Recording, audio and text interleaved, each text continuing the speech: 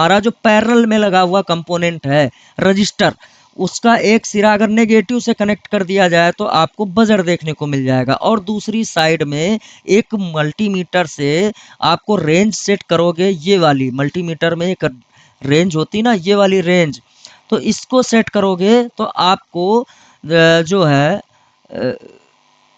अगर GR mode इसको बोलते हैं, डायोड मोड, तो अगर इस पे लगाओगे तो आपको एक साइड में जीआर वैल्यू देखने को मिल जाएगी और एक साइड में 0.00, और इसका मतलब होता है अगर बजर रेंज में लगाओगे तो बीप आपका मल्टीमीटर बजर देगा, ठीक है। और अगर आप दूसरी साइड में लगाओगे तो यहाँ पे एक रीडिंग शो करेगा, आप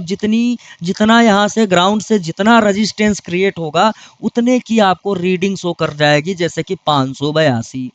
ये आपकी रीडिंग आ जाएगी, जीआर वैल्यू इसको बोलेंगे। तो ये आपको देखने को मिल जाएगी, तब आप समझना अगर बीप दे रहा है तो आप समझ जाओ कि आपका पैरेलल में यूज किया गया है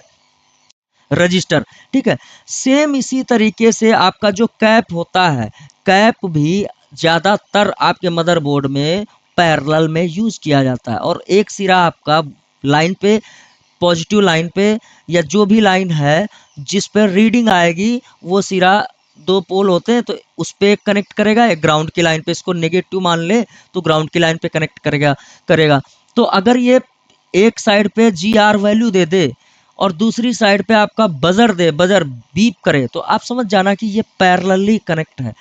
अगर दोनों साइड पे कैप का डिजाइन मैंने आपको बताया, जो हमारा कैप होता है वो देखने में कुछ इस तरीके से दिखाई देगा,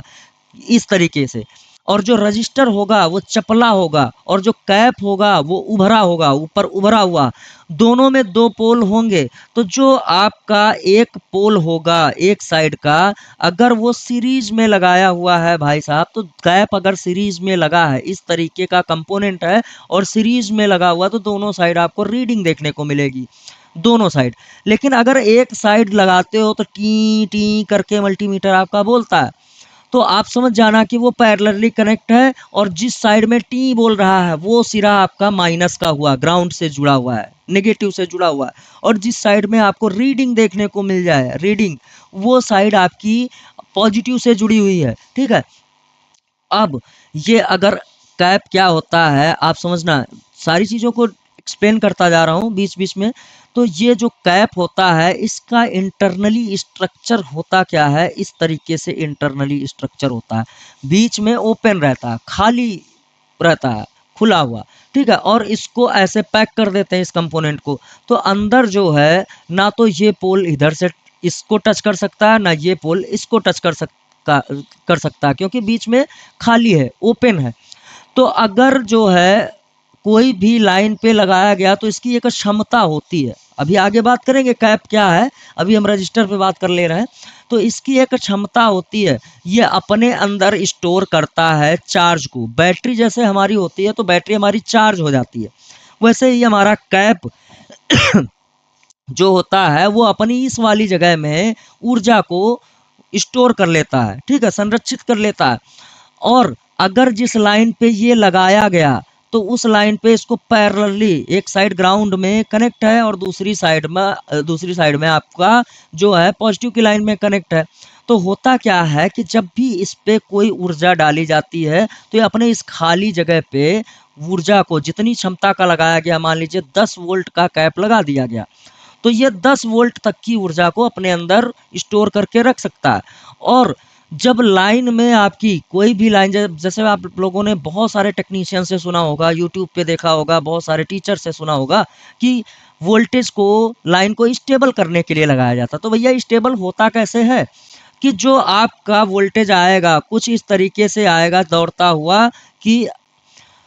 इस तरीके से चलता रहता है वोल्टेज, और उस पे आप लगा दें एक कैप को, ठीक है, कैप लगा हुआ है, तो इसके अंदर जो भी यहाँ पे ऊर्जा संरक्षित की हुई है, स्टोर करके इसने रखा है, तो इस लाइन पे अगर कोई भी कमी आती है वोल्टेज की कुछ समय के लिए, थोड़े समय के लिए,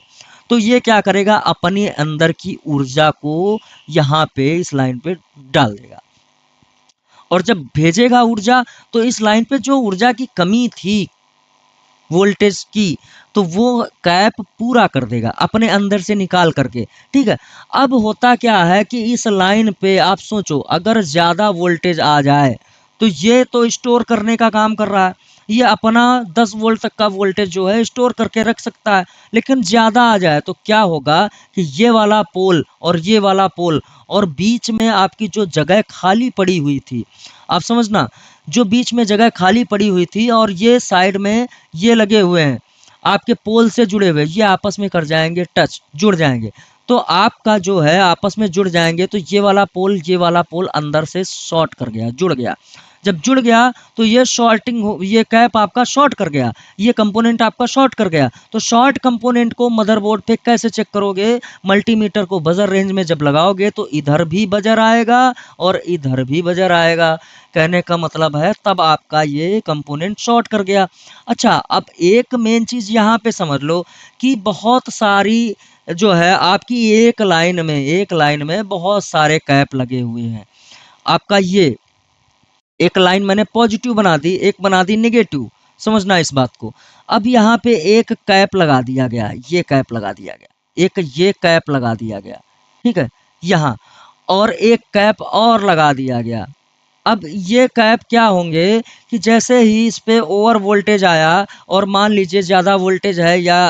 पानी चला गया फ़ोन में, तो ये वाला जो कैप है वो इंटरनली शॉर्ट कर गया। जब ये वाला, तो होगी प्रॉब्लम क्या कि आपका जब ये शॉर्ट किया तो आपका ग्राउंड जो है आपका नेगेटिव यहाँ से यहाँ तक पहुँच गया। अब यहाँ से यहाँ तक पहुँच गया तो आपका यहाँ से यहाँ भी पहुँच जाएगा और यहाँ से यहाँ भी पहुँच जाएगा। और रास्ते में अगर कोई रजिस्टर लगा हुआ है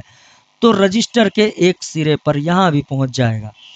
तो आप बोलोगे कि क्या जो है इतने सारे कैप शॉर्ट कर गए? तो कैप इतने सारे नहीं शॉर्ट कर गए, इस वाले कैप का जो है शॉर्टिंग, जो ये शॉर्ट कर गया तो इसने यहाँ से इसको पास करा दिया ग्राउंड को, और दोनों लाइनें आपस में टच की हुई दिखाई देंगी, तो ये भी शॉर्ट करेगा और ये भी शॉर्ट करेगा। तो पता कैसे करेंगे?